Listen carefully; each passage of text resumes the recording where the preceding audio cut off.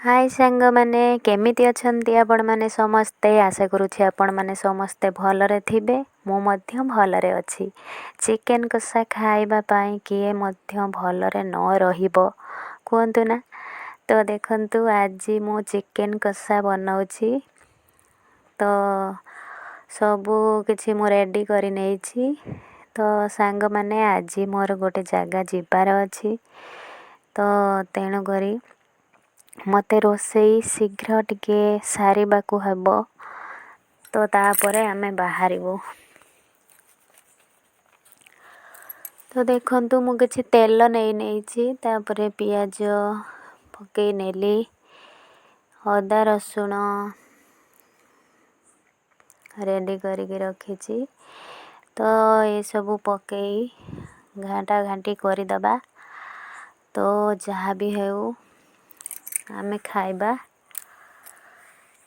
तो सांग माने एंजॉय करंतु आज रविवार। तो चिकेन कषा खाइबा को काहा पार्टी रे लाळ आसी जाउछि शीघ्र आम घर को आगमन करंतु। तो आमे आसिला परे खाइबू। तो अदा रसुण पेस्ट पकेई देली तापरे घांटी दबा। आउ तो ये मास सारा तो मते ठंडा जमार भी छाड़ू नहीं।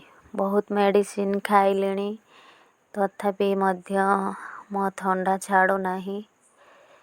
तो जहाँ भी हेउ ब्लॉग पकेई पारु नथिली आज गोटे पकेइली।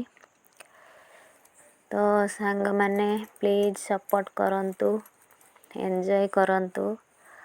तो देखंतु मु टमाटो पकेई नेली एबे कलर देखंतु केते सुंदर भाबरे कलर आसी जाउछि।